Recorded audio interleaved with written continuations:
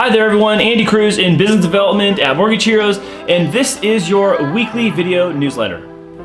Today is May 7th, and this week I am the bearer of good news, and I'm also the bearer of bad news. We're going to talk about both because it's situationally relevant to your own situation. So let's talk about the bad news first.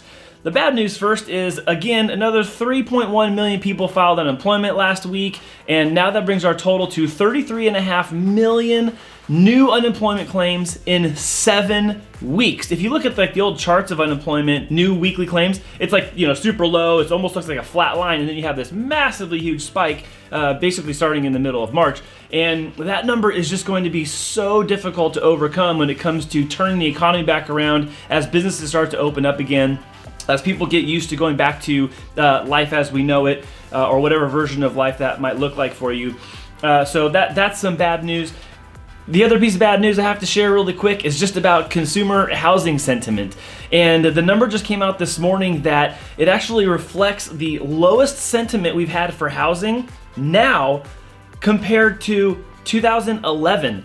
When we came out of the last collapse, people were just reeling about the subprime mortgage crisis. The mortgage meltdown had happened. Prices had plummeted 45, 50, 55% of homes in some places. And the consumer sentiment now is as bad as it was back then, 9 years ago, back in 2011.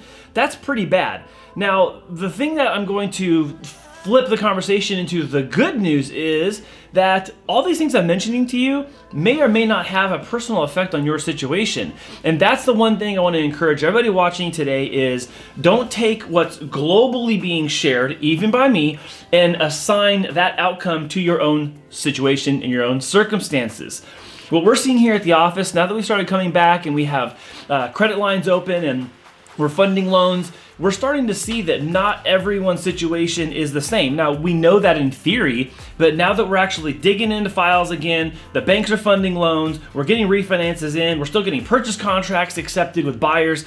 It is so obvious, even more than it was before, that not everyone's situation is created equal. And what's really important for me to communicate to you guys is that your situation is your situation. And I said this a couple weeks ago. This is the time of the market where look at your situation for 3 years, 5 years, maybe even 10 years down the road and go, okay, where am I now? Where do I want to be? And what moves do I need to make in order to get there? Some of you, that might mean you need to sell your house. Maybe that's your only choice. Some of you, that might mean you need to refinance and save some money every month. That may be your only choice. All those of you who are fortunate enough to be gainfully employed, this may be a great time to pay down your debt. This might be a great time to invest more in your retirement accounts. I don't know what that might be.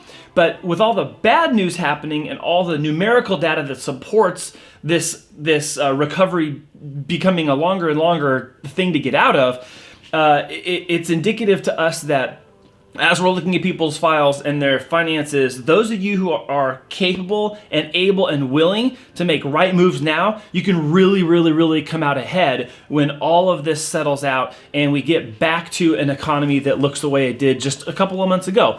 It might take a long time to get there.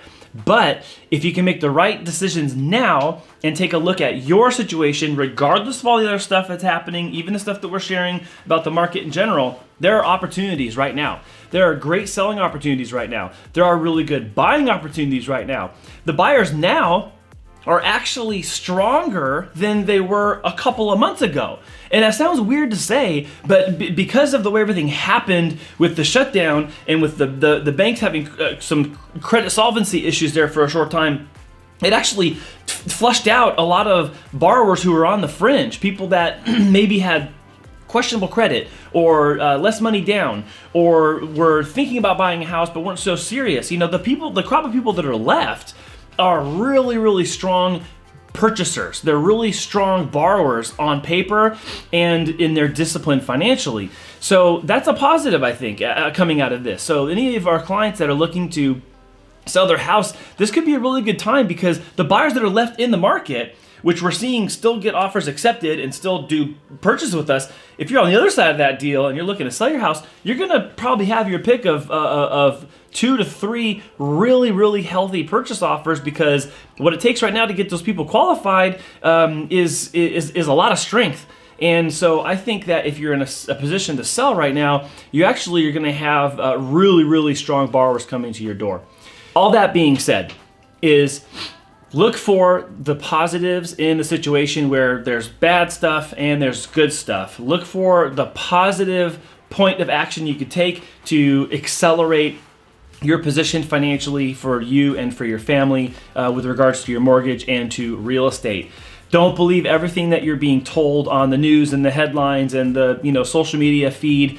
Not everything that you see is going to be pertaining to you specifically. And if you're watching this and you're in San Diego, like we are still, not everything that's happening across the nation, real estate wise and mortgage wise, is happening here. Some things are the same and some things are totally different. So it's always best to ask, and it's always best to seek help, especially if you don't know. Don't make assumptions, and make sure you can always lean on us to help us clarify your specific situation. And thank you to all of you who have done that in these last couple of weeks as we've gotten back into the swing of things. All those of you who have emailed and texted and called, and we've talked about your situation, and you've decided to make that next right choice to do your refinance or to save your money. That is really, really good. We're super proud of you, and we're glad that we could help you with that. And thank you for trusting Mortgage Heroes with that during this time of massive uncertainty in a lot of other areas. With that, I want to thank you guys for watching this week's video newsletter.